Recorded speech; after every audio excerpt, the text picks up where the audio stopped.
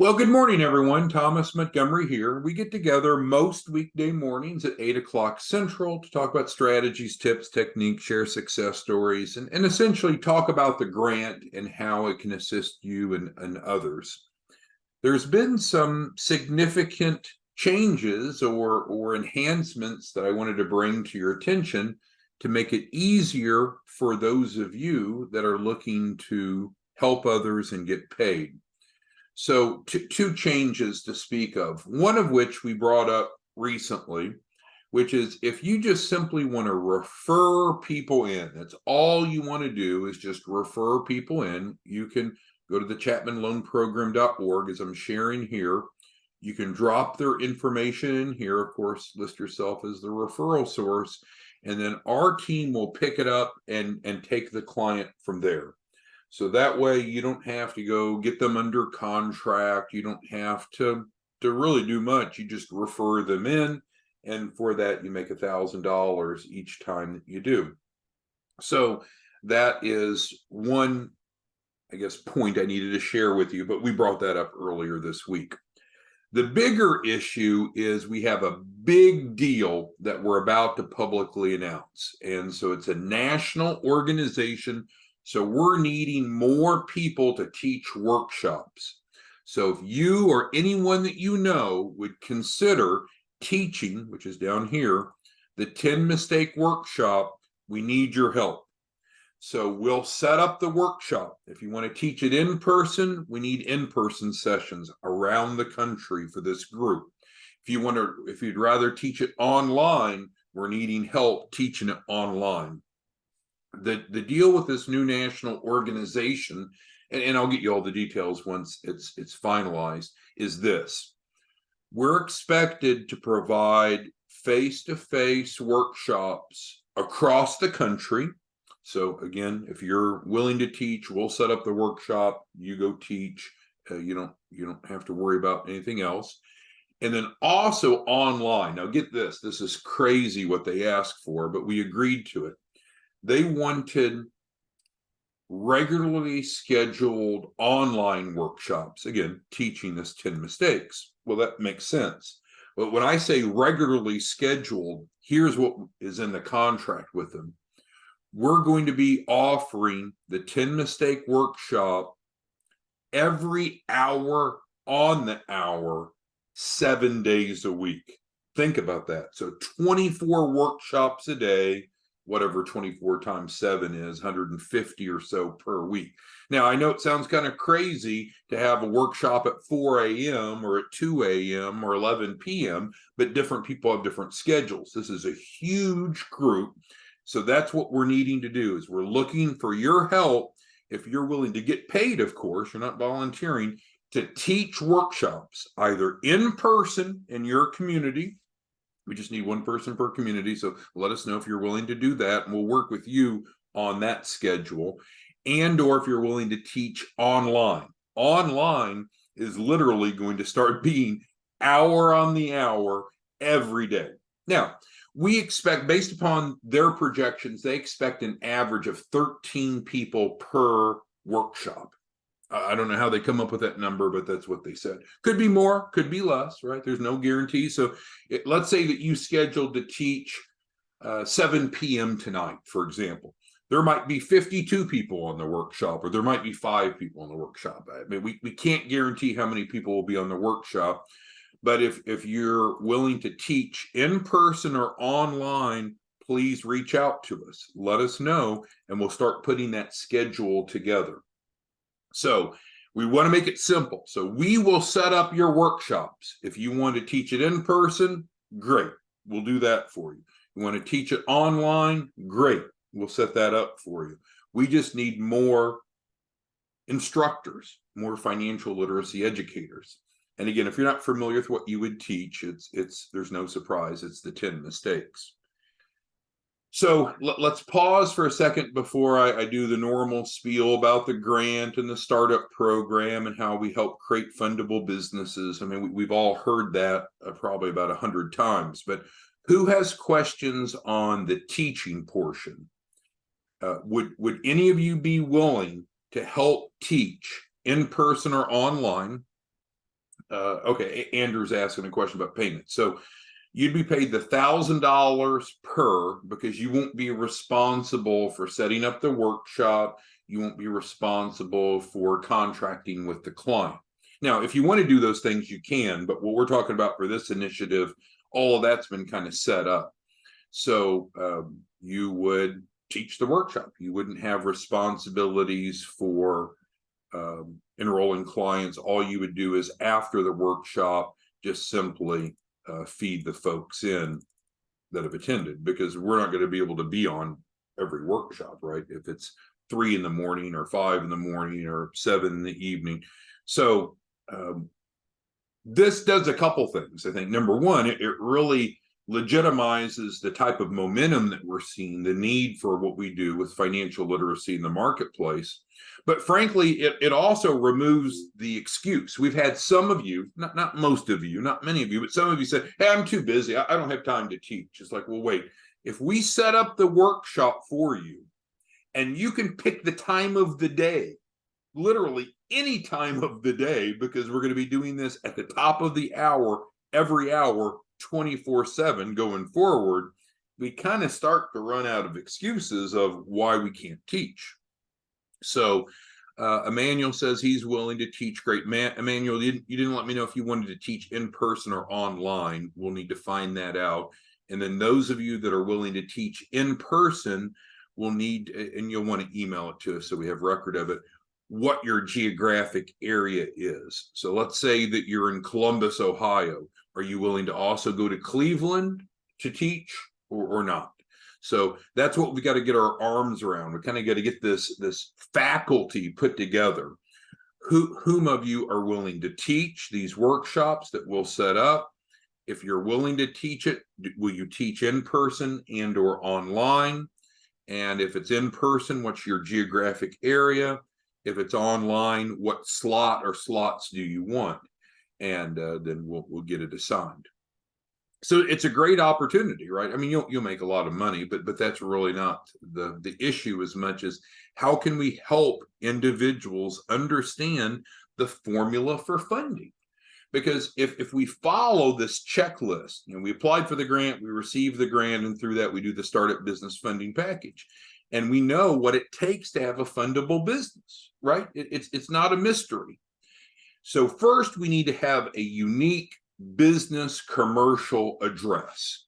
And that's important, right? Because that shows validity to the lender.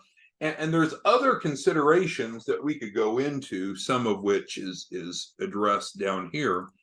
But I guess just to be brief, the address matters, and it matters in a lot of ways. So we need to have a good address, and we provide that. Now, if a participant says, hey, no, I already have an address, great, we'll use their address. Remember, we relax the requirements that if they want to not use any of these bullets, they can skip that. Still the same program. But what we do provide for free is a unique address. Second thing that we do is then we file Secretary of State. We were here last night. We're growing so quickly, which is wonderful. We were here late last night, filing new entities with the Secretary of State. It's not really a complicated process, but when you're doing 153 per day, I think was the record now. I mean, it's incredible the number of new businesses that we're starting, the amount of capital that we're raising, and the amount of money that many of you are making. So thank you for that. Then once we have the address and we're filed with the Secretary of State, which we do for free through the grant, then what do we do next? We go get the EIN and then we open the bank account. That's important. So those 3 items there really compose the foundation of a credible business. Not credit worthy, but credible business. If we don't have those 3 items, we really don't have a business. People will be confused, and you'll see this, but it's fun teaching because the light bulb will go off. They'll think, oh, I have an EIN, why can't I get funding? Well, an EIN alone does not make a fundable business. There's a number of things it takes for a fundable business, and worse yet, an EIN is not even truly a business. It's just a number. We have to have all 3 of these items to get started with. So again, if the client brings any of that, great, we'll use theirs. If not, we provide it. Now, once we have those 3 items, now we're ready to make the business fundable. In other words, where it can qualify for funding. Well, what does that mean? The next thing that we need to do is improve and or build the credit worthiness of the business. So we're not talking about the person, we're not talking about their social security number, we're not talking about their personal credit scores. That is not what we're talking about. We're talking about the business credit worthiness, the Dun & Bradstreet, the Experian business. And to me, it's fascinating. I love working with all of you, but even some of you will fall into the trap. I'll talk to some of you and you'll say, well, the client's ready for funding. And so then I'll stop and just ask a couple questions. And then we quickly realize, no, they're not ready for funding. For example, I was talking to one of you yesterday and she told me the client's ready to go to funding. And I said, okay, let's just confirm, because we don't show that the client is. What's the client's business credit profile? What's their paydex score? Well, I don't know. Well, if we don't know, that doesn't mean that they're business credit worthy. So when clients come through the startup grant, we're going bullet by bullet, sequential order, so there's no surprises, and we're making sure that they have strong business credit profiles. So we build up their profiles, we add primary trade lines. We've had lots of discussion, sometimes spirited, about that. Well, what does that mean? Well, these are extensions of credit that are under the business's EIN. So in other words, we could do real estate transactions and put it under the business name. We could get one or more company automobiles and put it under the business's name. We could get company credit cards and put it under the business's name.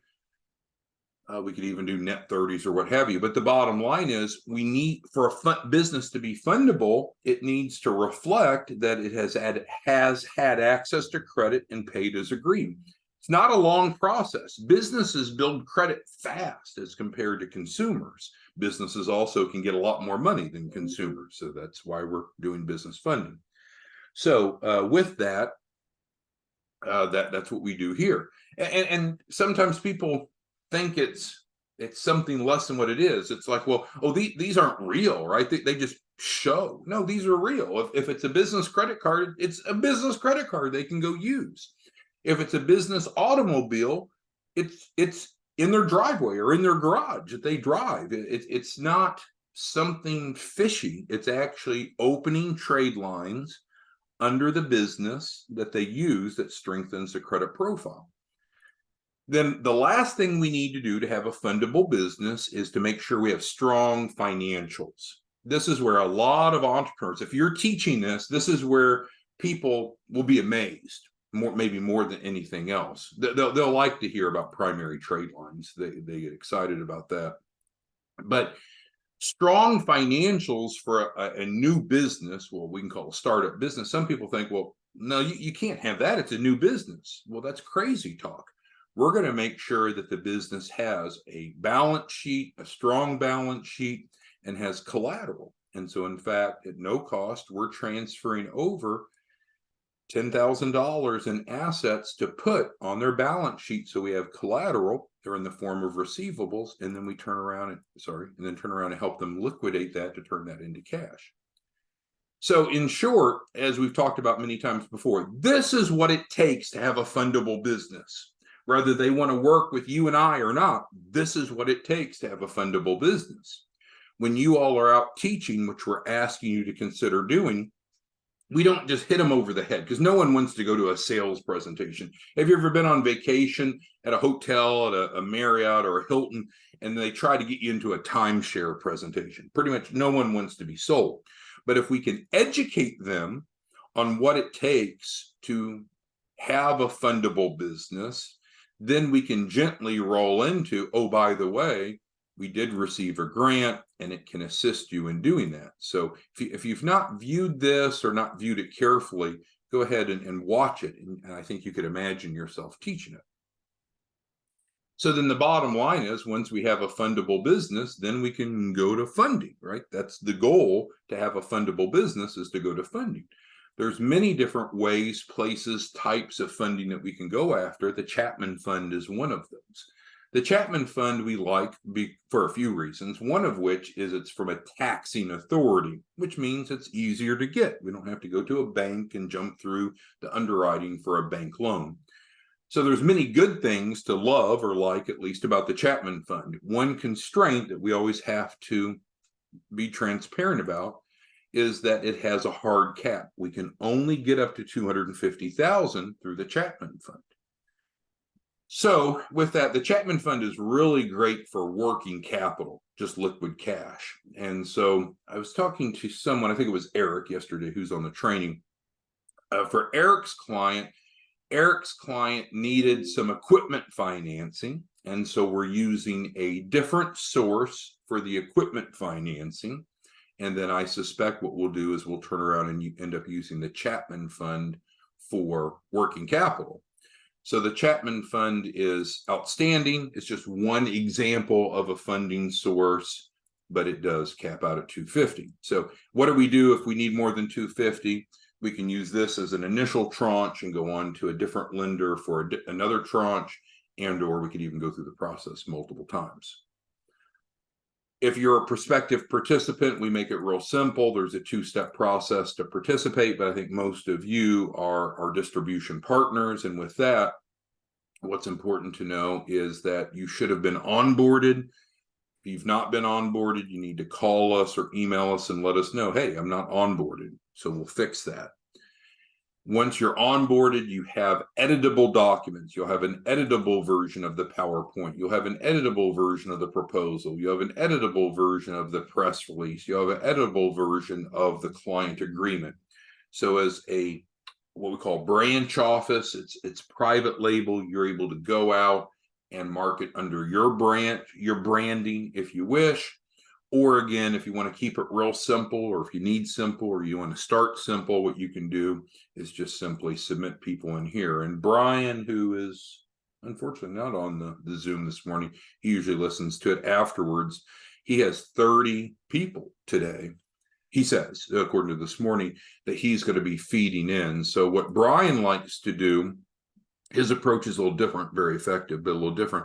What he'll do is he'll create awareness and he'll share a recorded version, on-demand version, YouTube version of the presentation, and then he turns around and submits them in. So he's kind of doing a hybrid approach, which is okay. I don't think it's as effective, but it still, I mean, it works for him. He had 7 people yesterday, I think it was. But you could certainly use an on-demand version and then turn around and feed the prospects in here. Our team will follow up with them, get them enrolled. If you feed them through this system, you're making $1,000 a pop, which isn't bad. You know, it's not as much. If you actually bring them through your branch, then you have a couple benefits. You make $1,250, $1,250 per, so it's an extra 25% bonus by doing it through your branch directly. And then some of you are setting up a performance fee based upon the client's capital raise. And if you wish to do that, you're welcome to do that. That wouldn't happen if you're feeding them in through this system, but you can do that if you wish.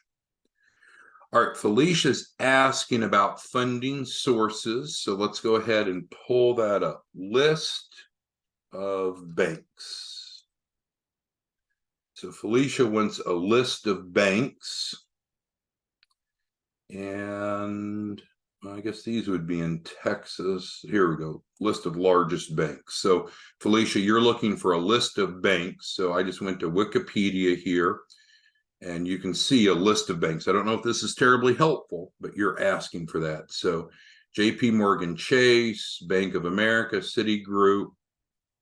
There's 100 of them. Now there's many more than that. But for some reason, Felicia is asking for a list of banks. And so any bank that does business lending, we can work with. It's not some subgroup that we have to work with. But Felicia, here's a list of banks. You can go to Wikipedia and look up a list of banks if somehow that is helpful to you. All right, let's see. I've got a number of you interested in teaching, so that's great. So as I mentioned there, what you'll want to do is email us and let us know. Do you want to teach in person and or online? That's the first important thing. If in person, you need to let us know the geographic area that you want us to be setting your workshops up for. And if it's online, then that's fine. We just need to know the dates and times that you would be available and how many. Let's see. Ernest is asking about, again, how he gets paid. So when you're teaching the workshop, we teach for free, and that's very important. If you look at what successful management consultants do, or business coaches, or many of us, we want to teach for free. We want to reach out and educate for free. From that, though, that's a great way to generate client relationships. On average, 85 to 87% of the people that go through the educational curriculum will then decide to enroll in the grant. In other words, the startup package. So let's just round it off and call it 8 out of 10. Should be a little bit more than that. So if your average workshop size is 13, which is what they're projecting, we'll just round that off and make it 10. So then you're making 1,000 times 8, 8 for 80% conversion rate, rounding down, 10 for average number of attendees, rounding down. So you're making around 8,000 if what you're going to do is just per workshop, per 1 hour workshop, if you're just going to feed them in here. Now, if you're going to actually handle the paperwork and get them set up, which gives you more money up front, extra $250 per enrollment, so that would give you an extra $2,000 from that same workshop. Plus, then if you want to put a performance fee on the back end, you can. You don't have to, but that would not happen. There would be no performance fee if they come directly through us. So hopefully, Ernest, that explains the dollars. I guess the easy way to say is you'd make around $8,000 to $10,000 predicted per 1 hour workshop that you taught. All right, let's see. Elizabeth brings up a good point. The workshops, when we teach them online, they're actually not an hour. They're normally 30 minutes when we teach them online, normally an hour in person. However, the agreement we have with this new national group is not to teach every 30 minutes, but to teach on the hour every hour. So we do 24 of those a day. So even though it's only taking 30 minutes to teach, one would end 30 minutes before the next one begins. Hopefully that makes sense. All right, so who has questions about going out and teaching? Looks like John's asking, so we got multiple Johns on, but John's asking about getting plugged in yet. So if you're not currently one of our distribution partners, then this is where you get plugged in. So on chapmanloanprogram.org, the bottom grant resource allows you to plug in. It's real easy. You click on that, it pops up a screen. You just initial off, put in a little information so we know who you are, and we call it the Opportunity Fund, and then you're good to go. It'll ask you to initial through. Once you fill this out, it'll ask you for a PIN number, a PIN number. It's emailed to you. You put in the PIN number, submit, and then we can get you set up on our end. So real easy. Let's see. Felicia's asking about qualifications. So we don't have any filters. So what I mean by that is you don't need to pre-qualify participants. So if they have a business that they're looking for a capital raise, but it's not fundable, then they could still participate. We can unplug or not use anything that they don't need. So let's say they already have an entity and they already have a really strong credit profile, but they don't have a strong balance sheet. That's fine. They can still enroll. We could skip whatever it is that they don't need, provide them what they do need, and then move forward. So that's the nice thing about this, is it works regardless of where the business is in the continuum, with maybe the exception, if the business is already fundable, they already have all of these things in place, then they're overqualified for the grant. They don't need the grant. They already have a fundable business, right? So then they could go over to Felicia's list and just go to funding. But we work with imperfect businesses. and imperfect entrepreneurs. In other words, they're not yet ready for funding, because if they were, they wouldn't need your and my help. There are a few examples, and I think it was John and I were talking yesterday. He's got a client who actually is fundable, but just doesn't know how to navigate through the system. So there are a few exceptions, but in general, what we're doing is we're teaching what it takes to have a fundable business, and then providing what it takes to have a fundable business, and then going to funding. If they already have all of this, quite frankly, they don't really need us. They could just go over to Felicia's list and go get funding on their own. Now, they could still participate. But out of every 100 small businesses, I suspect 1 or 2 meet these criteria. Most of them don't. And that's, in fact, why there's such a dramatic need for what you and I do, why there's such a great response, and why most small businesses can't get funding on their own. Not because the system's rigged against them. It's not because we have some special lenders. I feel like that's what Felicia was kind of asking, like, well, where's our secret sauce? Where's our really special lenders? No, that's not the point, right? We're helping create fundable businesses so we can go to funding lots of ways. Now, we do have some unique relationships like Stearns Bank, which is probably on that list, like Chapman Fund and others that are lesser known, but it's not about the lender. It's about being fundable.